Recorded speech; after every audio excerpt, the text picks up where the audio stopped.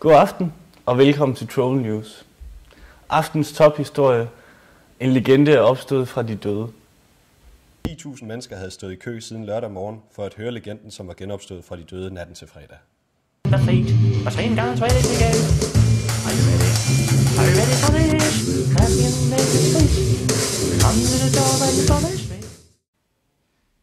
Vi havde en reporter på stedet for at høre folks kommentarer.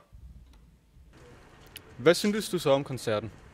Det var fedt, det var vildt, det var så flippet. Det er once in a lifetime. Legenderne er skiftet stil. Synes du, det er lige så godt som dengang? Det er fucking godt, det er bedre, det er sådan helt, det er virkelig sådan ubeskriveligt. Altså det var sådan nærmest psykedelisk-agtigt. Mega fedt. Tak. Another one bite the dust. Another one bite the dust. Yeah. Another one bite the dust. Yeah. Men ikke alle var lige begejstrede for den nye stil.